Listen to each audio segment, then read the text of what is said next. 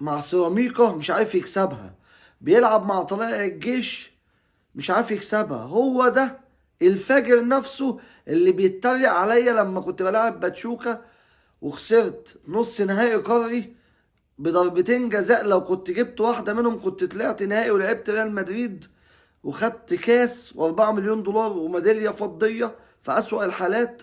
هو ده الجمهور نفسه. لما جمهور الأهلي في ماتش بلوزداد 6-1 اللعيبة ما رضتش تروح تحتفل معاه في آخر الماتش عشان الجمهور شد عليهم في أول الماتش، عشان كان زعلان فعلا من بطولة قد تكون الأسهل ومواجهة عالمية أي حد في الدنيا يتمنى يشوف فريقه بيلعبها، وهي مواجهة ريال مدريد. عرفتوا الفرق ما بين الجمهورين؟